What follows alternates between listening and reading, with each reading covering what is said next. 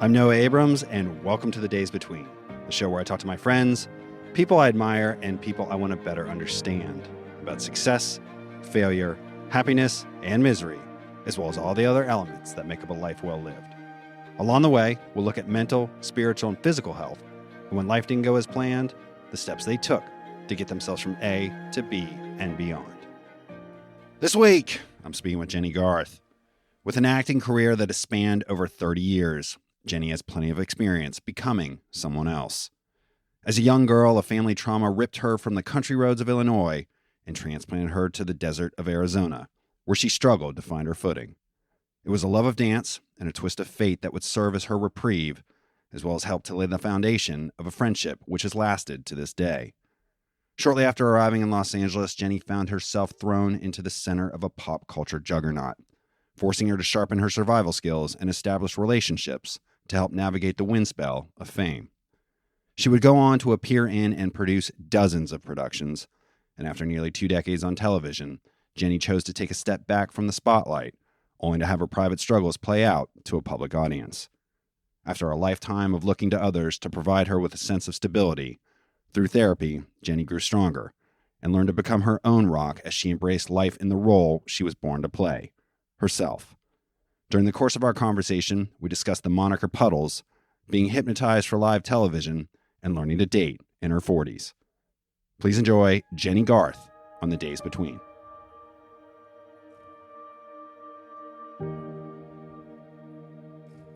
I am here in Los Angeles, California with Jennie Garth. Career-wise, you've become synonymous with a very well-known Los Angeles zip code, but you are from a world away. Yeah. Where are you from?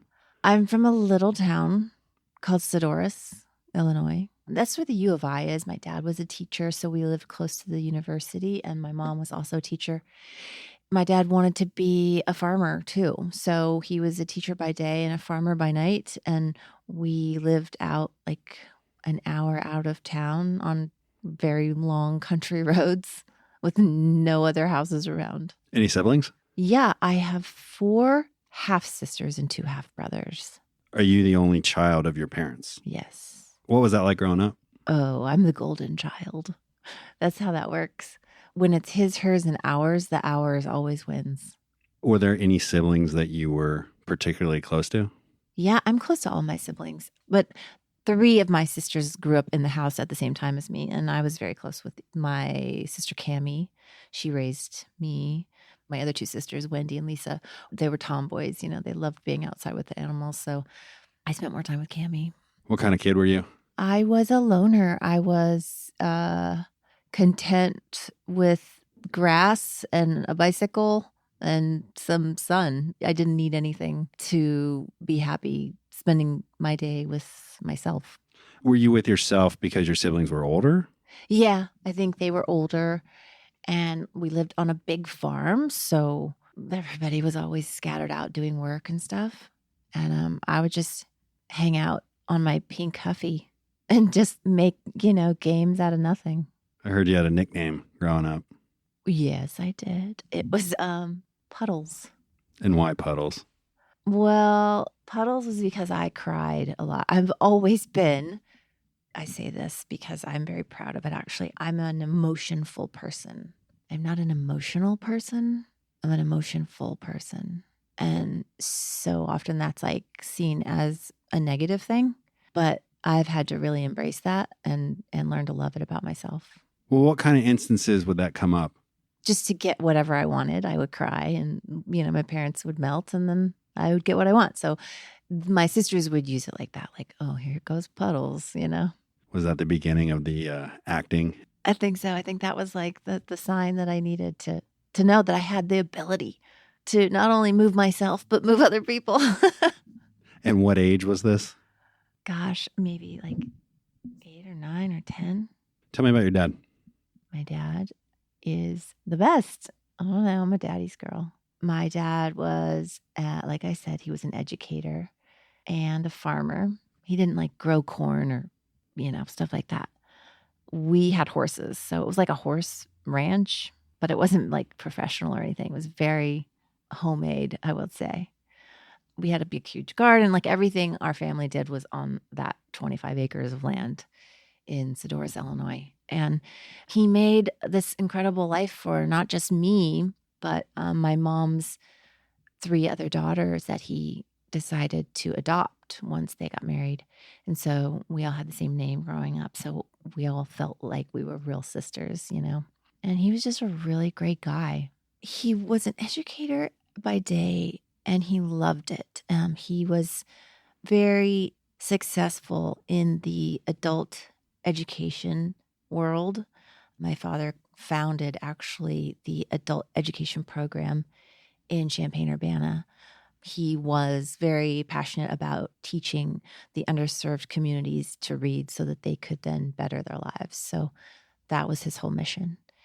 And he developed quite a cool thing there for a lot of people. So he loved working and he loved helping people. His name was John. I mean, I've never met that many Johns that aren't honest, pretty stand-up people, but he was the real deal. Yeah.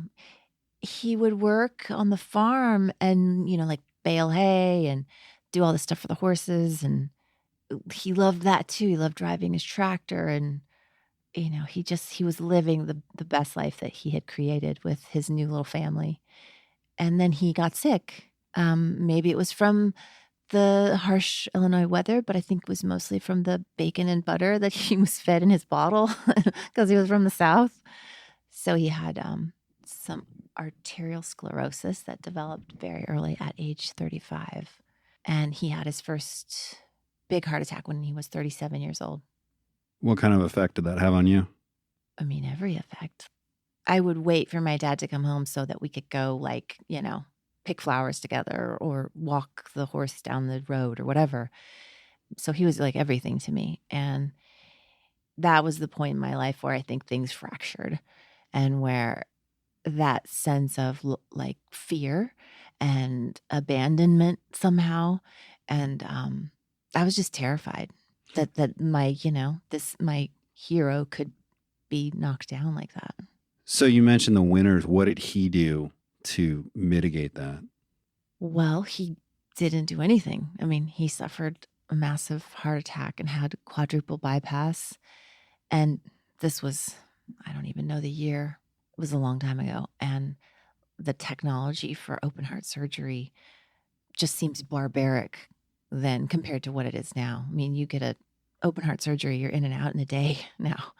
He was in ICU for a very long time, and it was a brutal operation. Nobody saw that coming. It just came out of nowhere. And then because he was so sick, my mom and dad decided to move to Arizona where the climate would be more mild so that he wouldn't be out in the snowy weather and doing all that work. Our lives just really changed when they decided to move to Arizona. Now, did the whole family move? Everybody but Cammie. It's weird, right? How do you leave one sister behind? Did she have a life there or? Yeah, she had just gotten married. She was, I think, 21. She was married very young. But yeah, she just had a wedding and she didn't want to leave her new husband and his family was there. And how did that affect you? I guess that would probably be ranked second behind my dad's heart attack. Was the loss of a sister, basically, because I don't like it when you make me cry, though, no, so I'm not going to go there. Just, when you are that close to somebody and then you move away from them, that's bad. I can't really explain it. Were you conscious of it at the time? No. I was just heartbroken for the rest of my life. So the family moves to Arizona. What age was this? I was 12, I think. And what was life like for you in Arizona? Weird. It was as if I had lived on another planet. It looked completely different. It felt completely different. The people were very different. And I had to become different to survive. I had to swim. I had to sink or swim. Everything that I knew seemed to end. Everything that I knew about me and life fundamentally ended. And then I moved to a strange place with complete strangers everywhere. So what did you do to adjust to that? Tried to fit in, tried to dress the way everybody else dressed, tried to talk and act like everybody else acted. It was just such an identity loss for me. Like it's really fucked up that I went into an industry where I play other people all the time, because I've often said, like, I'm so much more comfortable being someone else because I don't know who I am, because when I was 10, 11 years old, I didn't choose where I went. It just, things happened, you know? Did you start performing at that point? I was dancing at the like corner dance shop where they taught, all the neighborhood kids how to dance and took all the mom's money, and the Dance Mom show. It was like that. So I was dancing, and then I don't know how my mom got me to be in some sort of pageant where I thought it was about my dancing because I thought I was so good. But it was more like a beauty pageant. Yeah, where you had to wear a dress, then you had to wear a sporty look, and then you had to wear a bathing suit, then you had to do a talent. And dancing was your talent. Dancing was my talent. I wish you could see. I have a video of it. It is, wow, it's memorable. Was that an escape for you? Dancing? Yeah. I guess it was an outlet of like feelings, and so it was an expression of the confusion and emotions going on inside of me, because my favorite was like modern dance. I really thought I had a future, but I didn't. Now looking back, I think they lied to me. My people around me lied to me and said that I was good. So you go to this pageant and what happens? Really, again, sink or swim, thrown into this foreign world of pageant life. And I was just going through the motions. So you go in, you make the moves, and what happens? This guy comes up to me and he is like, have you ever acted before? I think I was 12 years old, 13 maybe. And I was there with my mom. It was in some like Vegas, but not Vegas, the little one, the little city that's like Vegas, whatever it's called. This guy was one of the judges at the thing. There were like 5 judges or something. And when the judge came up to start talking to me and said, have you ever acted before? And I said, no, I've never done that. I'm a dancer. He said, well, you have a great look. And he, talked to my mom, and this is all secondhand. She told me all this stuff that, he said, she has this great look and I feel like she could have a future.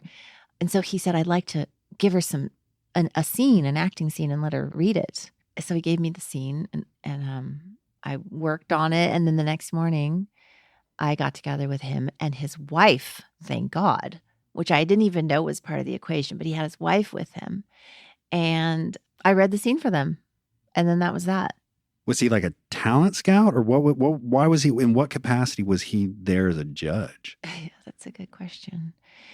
Randy was very high up in the casting department at ABC television in New York City at the time.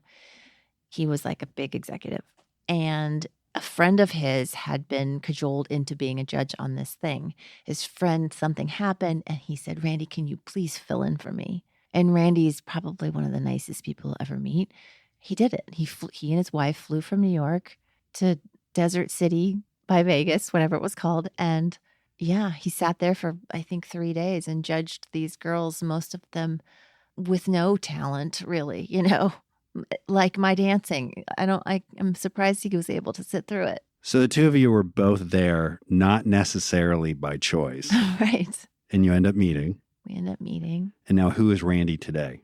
Randy today is one of my best friends, obviously my longest friendships. And he's my manager. He's still my manager. Tell me about Randy. Randy's father was Dennis James, who in the 50s and 60s was like Bob Barker. He was the first Bob Barker. He had something like 11, 12, 13 shows on the air at one time. And that was when there was like 3 channels. So he was like this old Hollywood, very, handsome celebrity. So Randy grew up the son of this Dennis James. And he decided to go into the business, and he ended up in the casting world and then left that to become a manager. And I don't know. He's just a good guy. He will help anyone. He's the kind of person that will help anyone. Like if anybody needs something, you can always turn to Randy and he'll help you. And I've turned to him many, many, many times. So you do this scene for Randy and his wife, Mhm. and then what happens? Nothing. I lose the pageant, go home with my little, certificate of whatever it was. And I guess he told my mom, like, she needs to have acting classes. She needs to get some experience under her belt. So he sent me to an acting coach that he knew of in Phoenix, which is where we were living. And I just started going and doing scenes with her once in a while. And she would send the tapes of us, the videotapes of us doing the scenes to Randy. And he would report back to her and to my mom and, say how it's progressing. But was he representing you in any official capacity, or was he just trying to help you out? No, he was just trying to help me out. And with the understanding of, let's just see where this goes. And if you ever come into LA, here's my card, give me a call. And so I got better and better. I thought, with my acting experience, did in that little room with Gene Fowler, my acting coach. And one day my mom and I loaded up and drove to LA and knocked on Randy's door. And he was young. He was so young then. And he had a partner, a business partner. And they were working out of this house in, I want to say like Encino or Tarzana. And it was so weird to me. Like literally we knocked on his door. Hi, we're here. And I felt a little bit nervous going into this house with two men and it's just me and my mom walking in there. I remember feeling a little like, is this smart? But it ended up being, I can't imagine my life without Randy now. Well, what was going on with you personally at this point? Because you had moved to Arizona. You were trying to adjust. You, not accidentally, but you didn't necessarily pursue this intentionally. No. Was acting becoming like a safe space or like an outlet for you? Not yet. No. No. No. I didn't really start to like acting until I started going to acting school in the Valley in LA. And I started to do scenes that had more weight. They were more dramatic. They were scenes right out of movies. Like, I don't know if you've ever been to an acting class, but they usually will take like great scenes out of Bull Durham or Terms of Endearment. You'll get the pages for that scene and you'll get to pretend like you were in that blockbuster film. It's really fun. And then once I started to like feel that, all these emotions that I have inside of me, they can come out, and it's encouraged that they come out in this environment, and like it's welcomed, and it feels good. And I feel like at that point I started to trust in my emotions for the first time, and like know that whatever I was feeling, it was okay to express it. So you moved to LA, you're going to classes. Did you begin auditioning? Yeah, I would go to auditions with my mom, and I dropped out of high school first. Well, I got my GED, but that was a one-day decision. But my mom was down for it, so it was cool. And then, yeah, I would go on auditions in the day and go to acting classes a couple nights a week. And then how long before you got your first role? I want to say like 3 months in, I got a role on a show with Barbara Eden called A Brand New Life. And yeah, that was for NBC. I think we did 6 or 7 episodes. And what was that experience like for you? I know I just felt like I got thrown into the ocean, like off of a ship, and then the ship just left, left me out there to figure it out. And luckily, Barbara Eden, who was playing my mom, I don't know if the people listening will know who Barbara Eden is, but she was friggin' I Dream of Jeannie, like the girl in the bottle, in the pink, like the first woman on television to ever show her belly button. Like she was groundbreaking. Anyways, I played her daughter. I was so like starstruck and just like in awe of her that I just spent most of my time just staring at her weirdly from off stage, And I just watched everything she did from the moment she sat in the makeup chair to the moment she got in the car at the end of the day. I watched everything she did. And I think that's where I learned the craft of the business. Not so much acting, I learned the business from her. And then how long after that did 90210 come around? Maybe like 6 months later, I got the audition for that. The word on the street was Aaron Spelling was making a show. He hadn't had a hit in a while, but he was going to do this teen drama, and there had never been a teen drama on TV. I mean, but there had been one, but it was really bad. Nobody's ever heard of it. But this was basically the first time that the world got to see a real depiction of teenagers' lives. Tell me about the audition process for 90210. I don't remember it that much, honestly. I just remember going into this ginormous office that was, I'm pretty sure everything inside it was made with gold. That's how I remember it. The carpet was gold and the couches were made of gold and there were gold on the windows. And there was Aaron behind his big golden desk. And there was just a flock of people in the room too with him. And I went into that room, read the scenes. I'll never forget. He had on his gold table, he had a gold holder and it had cigarettes in it. Like you could just have a cigarette if you wanted to. I was like, whoa, this is crazy. But yeah, I remember just doing the scene and then being like, okay, well, I guess nice meeting you guys. I'll see you later. And I left the building. And then I was walking across to the car and I heard like a window open or something that pulled my attention back. And I looked back and it was Aaron leaning out the window of his golden office. And he gave me the thumbs up. And that was that. I got the job. So 1990, Beverly Hills 90210 premieres. What was that like for you? No idea. I don't remember it. Honest to God, it was such a whirlwind. I have no recollection of that first plunge into what it was like to make that TV show. I remember meeting the cast for the first time, but that's it. At what point did the magnitude of that show sink in? Or did it? It definitely did. They would send us out to do autograph signings for publicity for the show. And I was in like Des Moines or somewhere, I don't know where. But I was at a mall and it was just me and Randy right by my side, of course. He traveled with me wherever I went every single time. And the crowd was so big and there were people like on the second floor hanging over the edges and they were all there to get my autograph. And I could not wrap my mind around that. It was so overwhelming. And the crowd started to get like unstable, like they were pushing each other and stuff. And the cops came in and whisked me out. It was like a whole, like one of those Beatles experiences. It was pretty crazy. And I can't believe that I experienced that in my lifetime. But did you feel ready for the professional end of things that came? I mean, I, again, got thrown right in there. Bought my first house when I was 18. Lived on my own and at, I think, 17 in an apartment. Bought my first house when I was 18. Had all the grown-up responsibilities, bills, commitments, just like overnight. I had all of that. And I had somebody to help me do it all, of course, thank God.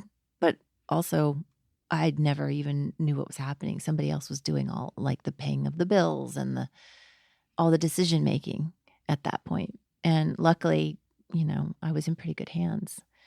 And luckily I had Randy there too, who was watching over everything. What was your personal life like? I again was just really lost and like, what am I, where I don't have my footing. I don't have my, and so I just survived. Like, I don't know. Like I have angels over me, like watching me that have gotten me this far because there's been so many times in my life where I have no idea what's going on, but life is happening. And and maybe other people are this way too. Like you get caught in like a wind spell of life and you don't know what's going on, where you're going to end up. And that's kind of what it was. Like it was just madness and loneliness because the madness would ensue all day long with the business and the fame and the assistants and all the things, the photo shoots and all the things. And then at night, everybody would leave and I'd be sitting in a house that I owned with a dog and, you know, just like, what do I do? like, So luckily I had a really great assistant. My first assistant, Adele, she became my best friend. And basically I paid her to be my friend. No, we joke about it because she's actually still my best friend to this day. But yeah, she got me through a lot of that because there were quite a number of times where I was just spinning and out of control with just, not knowing anything, but being expected to know everything. At what point did you get married? I got married when I was like 21. Yeah, I met a guy. He was a drummer, and he was big and strong. He reminded me of my dad, and I decided that we would be together. And so it was. We just, I guess that was love. I don't really know. Was it security? Yeah, it was just a tether. It was something physical that was with me all the time and seemed to love me and care about me. And I needed something because I didn't have anything other than Randy and Adele. And what happened to that marriage? That one didn't last very long. That was like a year. It was, was not the best idea. So that marriage ends. 90210 is flourishing. Mm-hmm. What else were you doing professionally?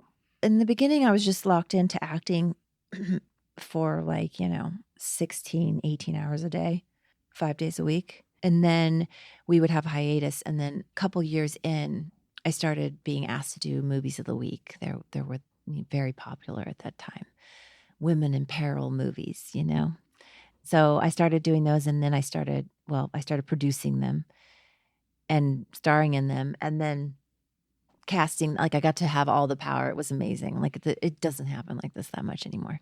But back then they were so excited to be making these movies, and it was just like every hiatus I was making another movie of the week. But was the producing about having some control over the creative? Very little. I mean, back then I was so young. Who's going to take me seriously as a producer? Trust me, they weren't taking me. Like it was more of a vanity title in the very beginning, until I was able to learn that I knew what I was doing and I had a voice and people would listen to it. Then I started becoming, more into the producing aspect of it, more into the directing and all the components of making the project, not just the acting. And that really felt fulfilling creatively. Now, is that how you met Peter? Yeah. I cast Peter. And just for those who may not know, who is Peter? Peter, my second husband, Peter Facinelli. He was an actor, and I got his audition. He had put himself on tape to play my love interest in a movie. No, to play the son of my love interest in a movie where I decide to somehow commandeer his son's brain and make him do things for it. The storylines for those things were crazy. But anyways, he was the son of Tim Matheson, who played his father in that movie. And I remember watching his audition tape in the back of a limo. Randy, I don't know why we were in a limo. I didn't drive around in a limo all the time. We must have been going somewhere. But he had a VHS tape, and there was a VHS player in the limousine. And I remember watching it in there and thinking, okay, yeah, he's great. He's a good actor. Let's get him. And how did that relationship develop? Quickly. Very quickly. I was, at the time, separating from Dan, my first husband, and realizing that was not going to work out for me. He, how do I say this without being, he was on a different path than me, and he was into staying up late and being in the music scene, and I was not into that, and it just didn't work out. So that wasn't going well. Then I met Peter, and we just hit it off. Within a month, I think we were that was it. That was it. And where did it go from there? We had just a crazy romance. He was moving to LA to become an actor. And I think this was one of his first job, I don't know, maybe first, second job. And so he moved to LA. We immediately started living together. He had his own place, and we ended up finally deciding, let's just move in together because we're always together anyway. So he moved into my house. And yeah, I think maybe 6 months into that relationship, which was just like crazy in love. We had, I would travel a lot for work. He would send faxes because that's the way you could communicate then. He would like write poems and send pictures on the fax machine. But we were just inseparable for a good minute. And then we found out we were pregnant. That's 6 months together. Mm-hmm. At what point did you get married?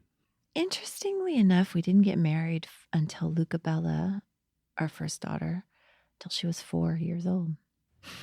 I've heard that you made a life choice religiously to get married to Peter. I think on more than just the religious level.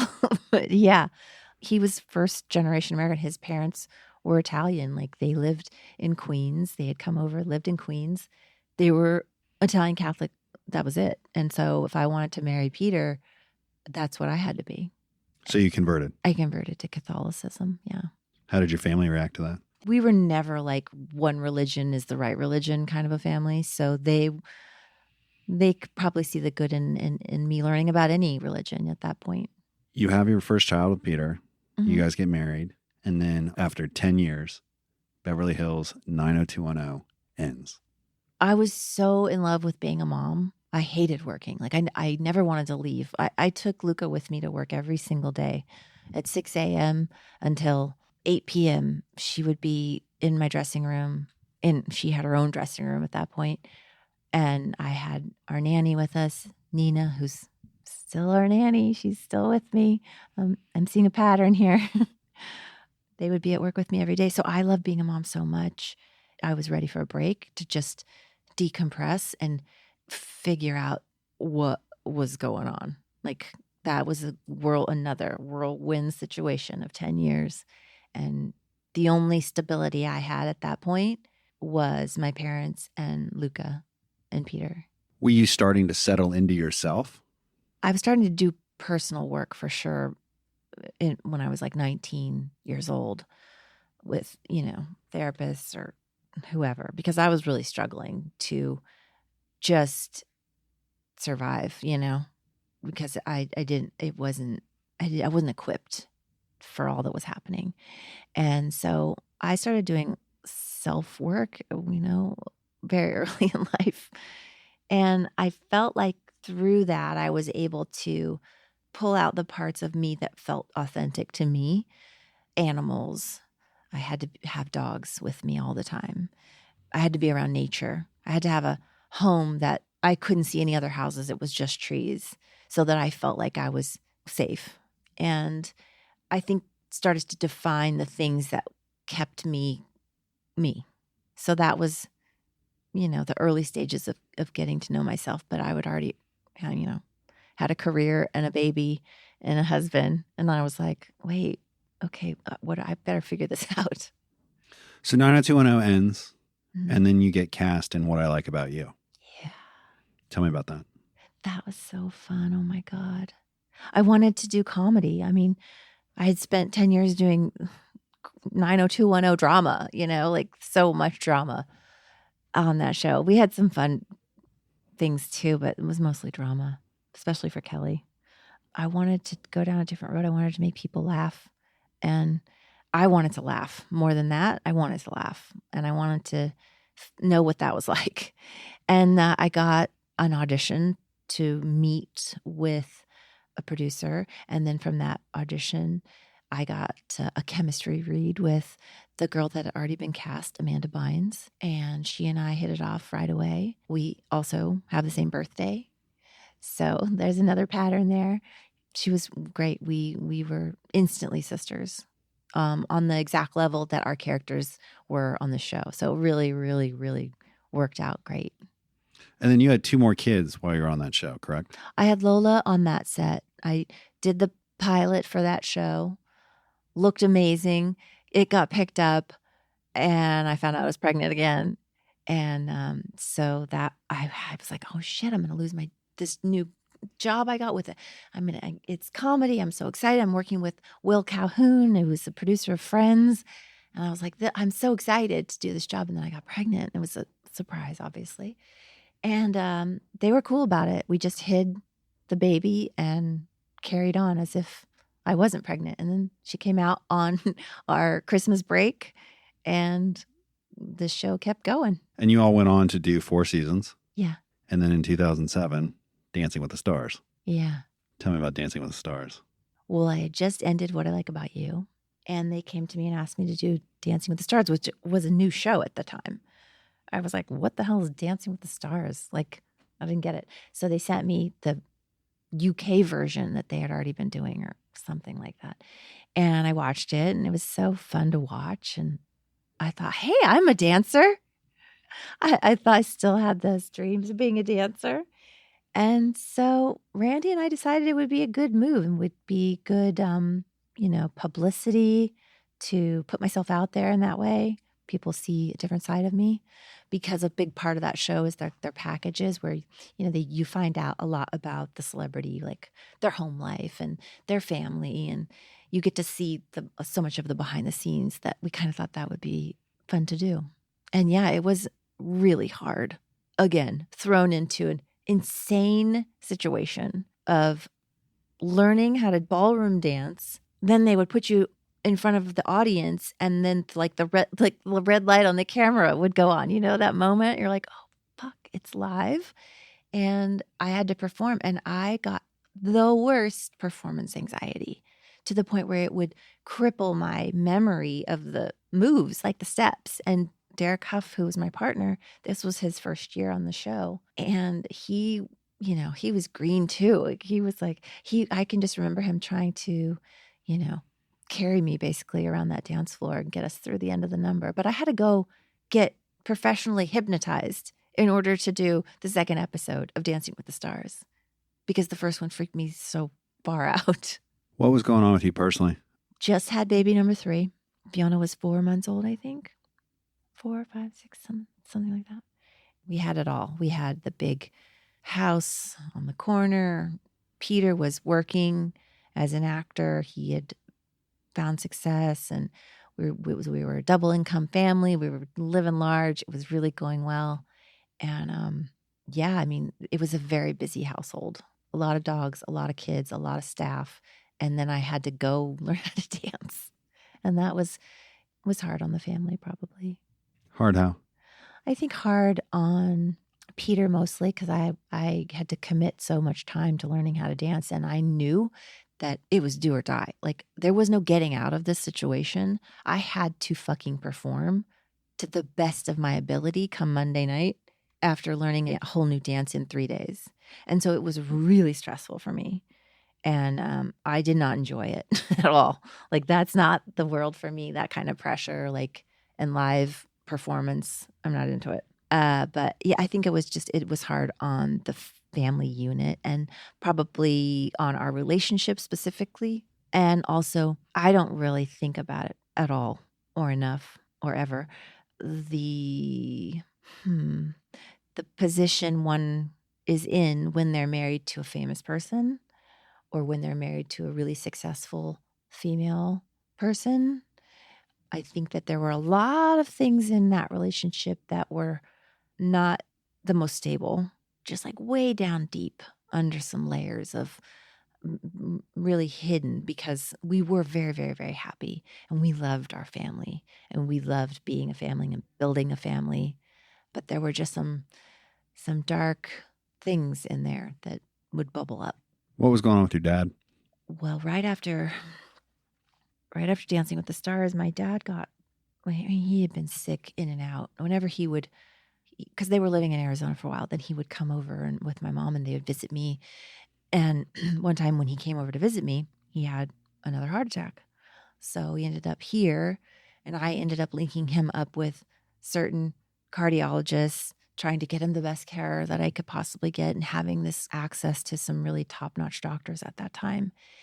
I ended up saying, I need you guys to move to California. I can't move back to Arizona, obviously. I need you here for me and now for my kids. I bought a ranch up in San Ynez, California, just 2 hours north of LA.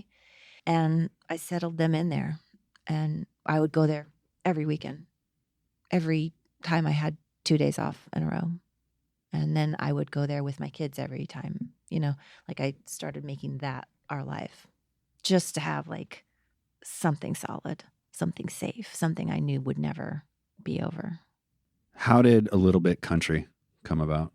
Well, my dad passed away, which was, as you can imagine, very traumatic. Right after my dad passed away, my middle daughter, Lola, got really sick, like mysteriously ill. Nobody knew what was wrong with her. Nobody could figure it out. They did every test under the sun, like bone marrow scans and just the worst things happened to that child in the hospital. Just trying to figure out why she was so sick. She had rashes all over her body and high fevers every single day, all day, every night, all night for 9-10 days in a row. And nobody could figure out. So we took her to the hospital. She was there for another 10 days. So it was just like, my dad died. My daughter is like dying. I thought she was dying. Like that's what we all thought. Nobody knew what was happening. And she was just getting worse and worse and worse. And it was so scary. And gosh, it feels like she got better. And then I turned around and our relationship wasn't great. I felt the need to move up to the ranch full time to be closer to my mom and to just slow things down for a minute and have that kind of safety. And in doing that, I think that was probably the straw that broke the camel's back. Was that the right? Yeah. That was the straw, because that was pretty much when our marriage sort of fell apart. And somewhere in there was A Little Bit Country, because very towards the end of our relationship, we had started like, well, let's produce a reality show. Everybody was doing reality shows. So we had been asked to do a reality show. So we were making a reality show about our family and about being in the country. Well, it ended up me being in the country with my girls by myself, going through a divorce. And so that... But that wasn't planned. No. And the really fucked up part on that whole thing was that he was a producer on that show, yet he was gone and left me with this show to somehow get my ass out of bed and film.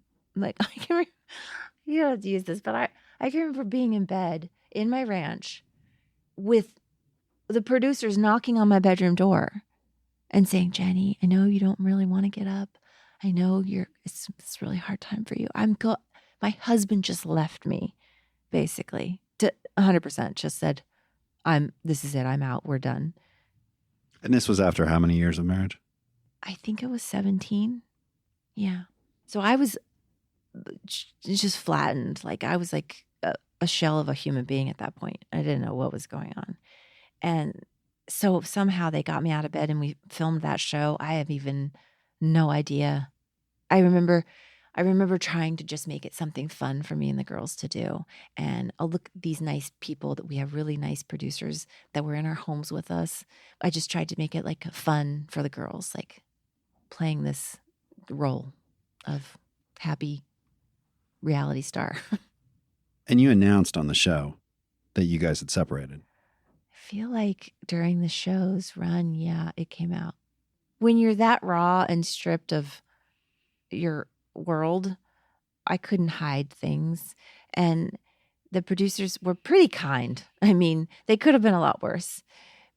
But yeah, going through that awful thing on a reality show, which was never planned or presented to me. And then, yeah, that was just weird. I got to watch that back.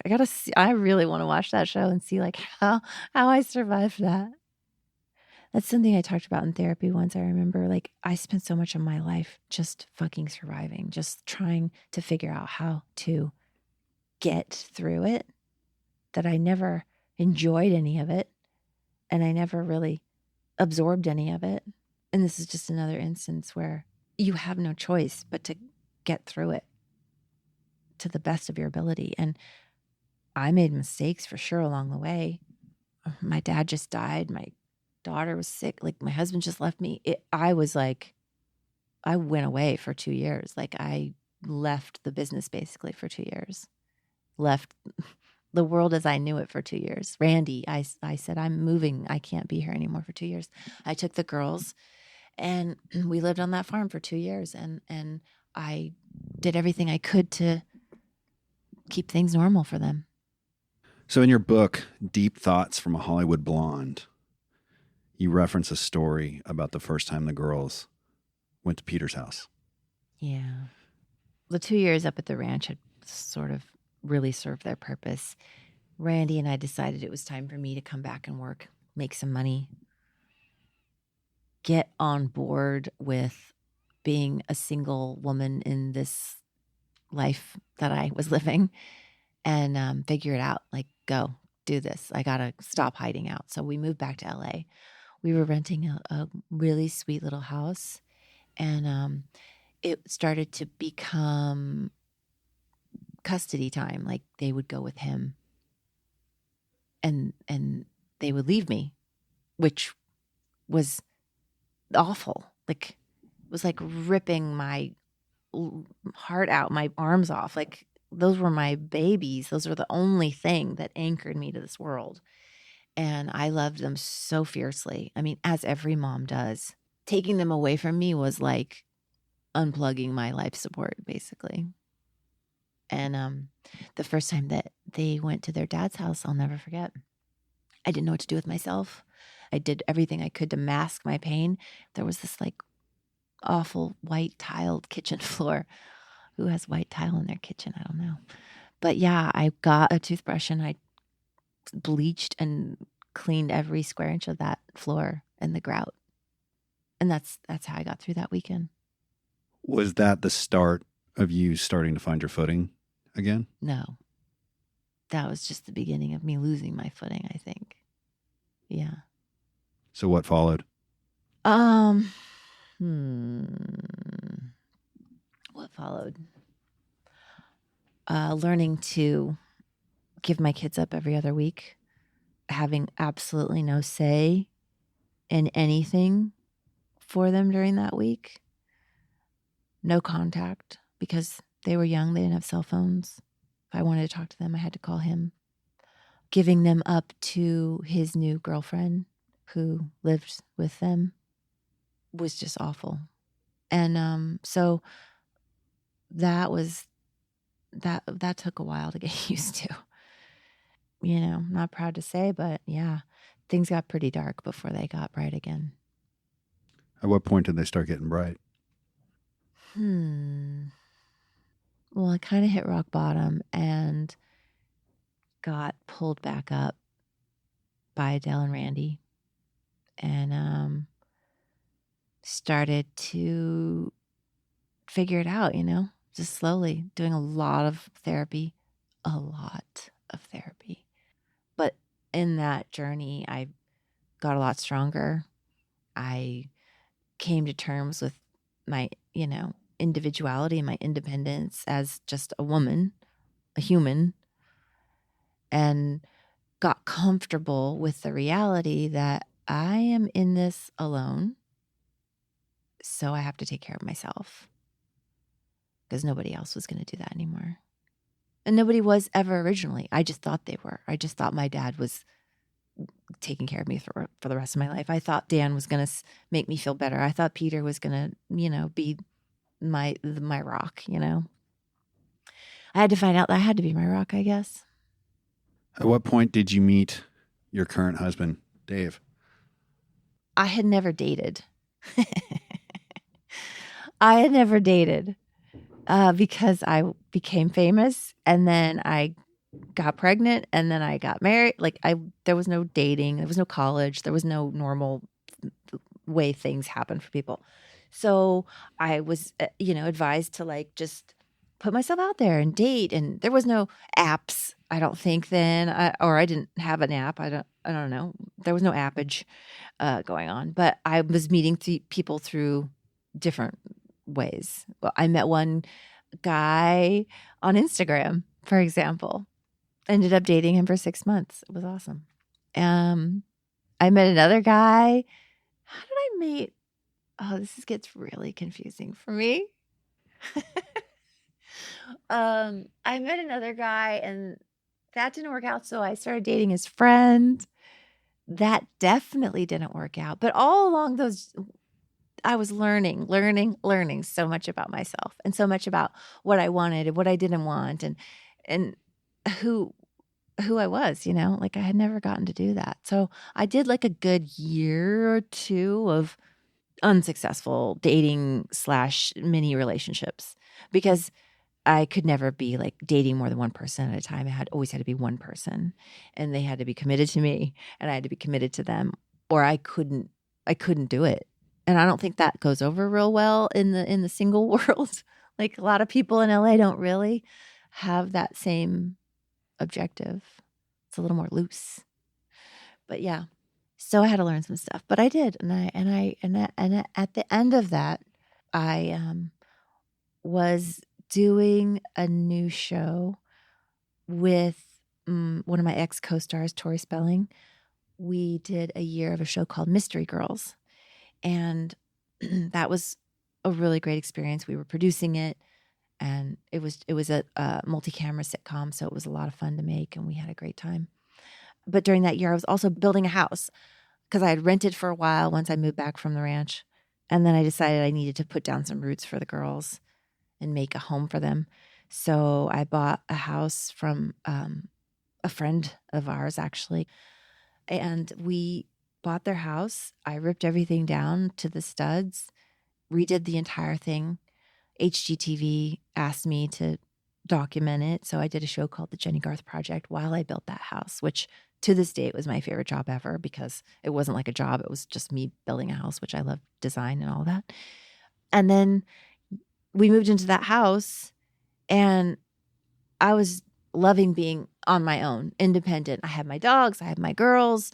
When they would go to their dad's house, I would usually like do something, a meditation retreat or do something really energetic for myself to try to continue my growth and take care of myself. I wasn't interested in dating guys. I just wanted to be healthy and happy and stable for my girls and for myself for the first time. Then I got set up with this blind date. It was a double date, but it was a blind date. A mom friend of mine from the girls' school had just started dating a younger man. And it's not like she tried to set me up with a younger man.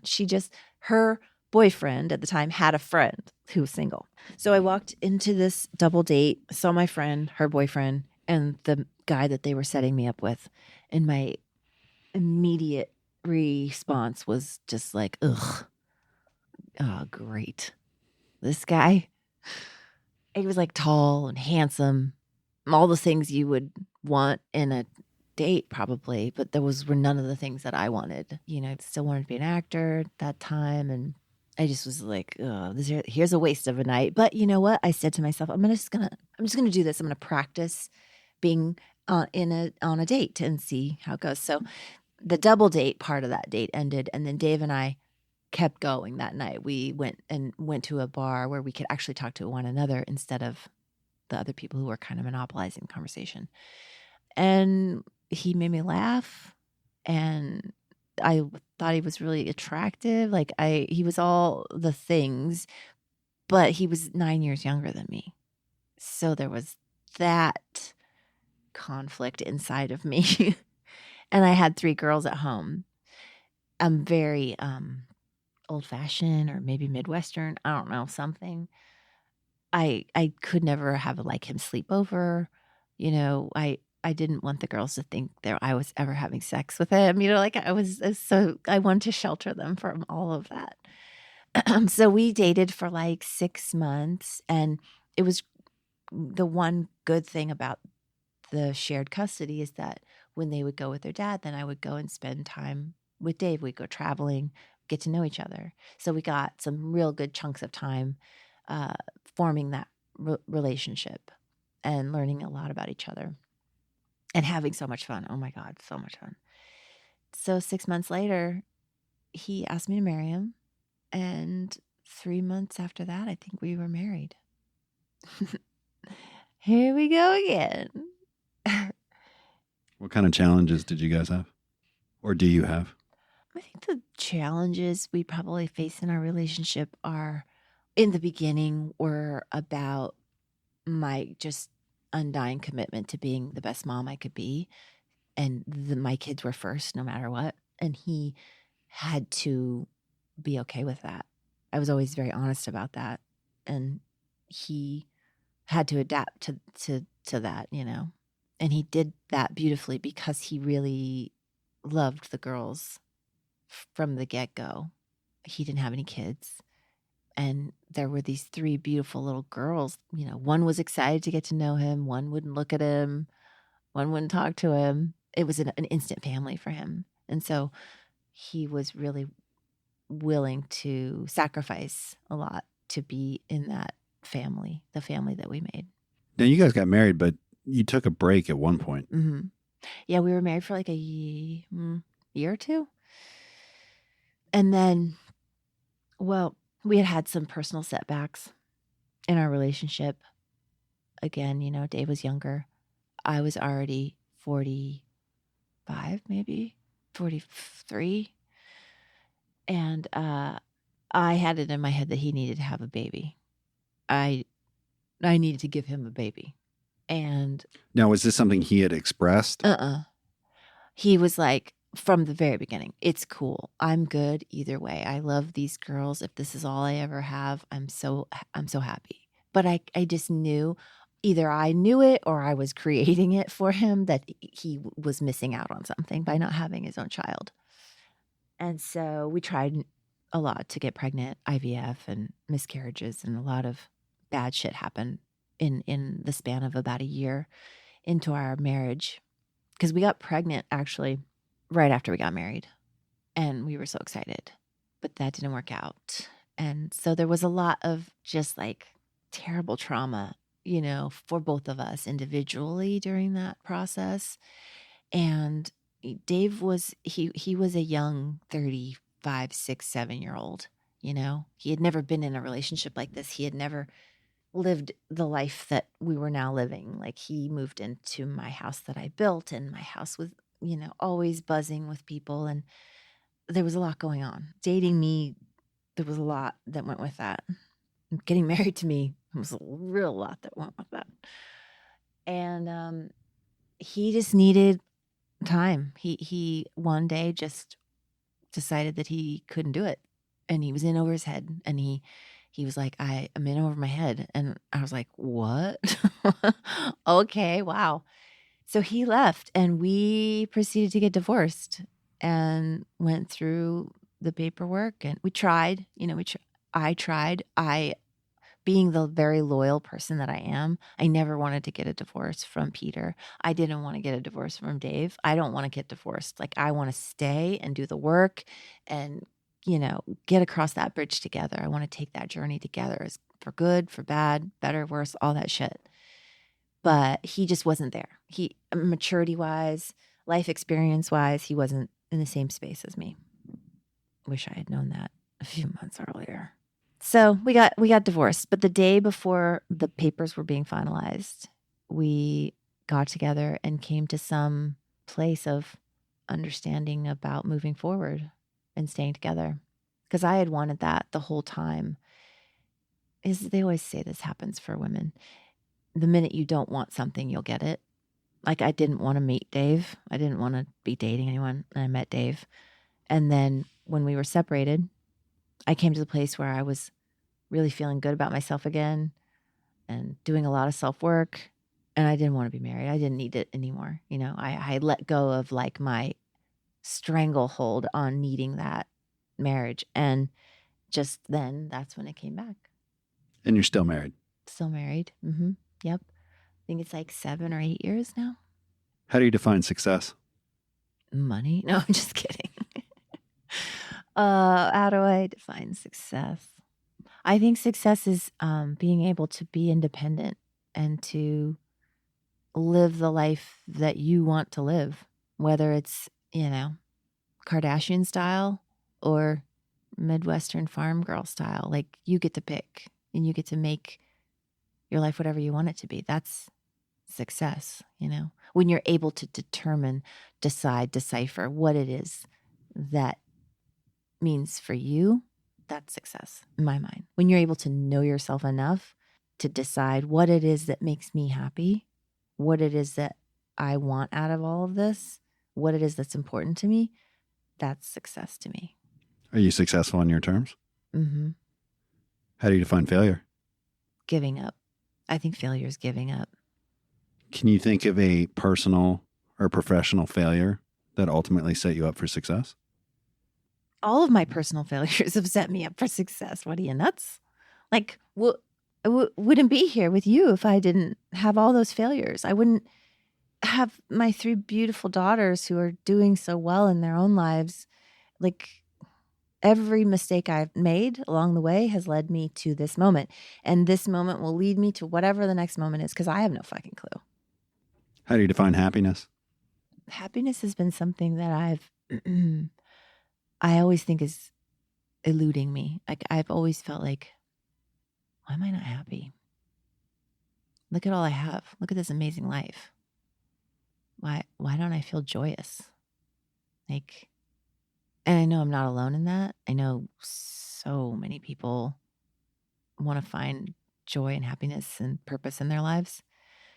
But for me, that's been probably my hardest to this day, probably the hardest thing I've struggled with. I used to say relationships were the hardest thing for me, like getting them right, figuring it out, being a good partner in a relationship. But I know how to do that. Now for me, it's about accepting happiness and accepting that I don't have it all figured out.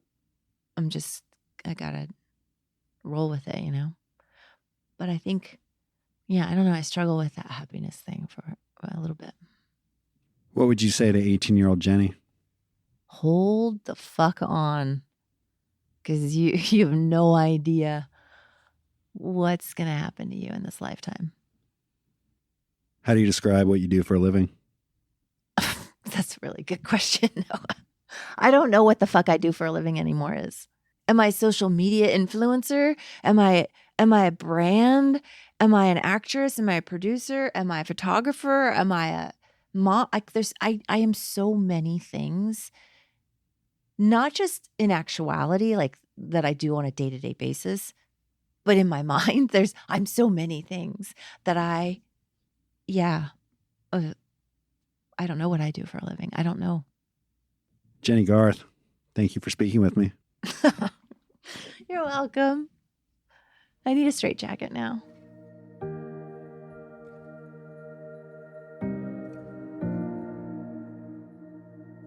The Days Between is a production of Noah Abrams Studio. Story editing by Andrew Henry. Mixing and mastering by Greg Henkin. Website and design by John Fisher. Theme music is by Evo. The Days Between can be found online at www.thedaysbetweenpodcast.com and on Instagram at The Days Between Podcast. My name is Noah Abrams. Thanks for listening.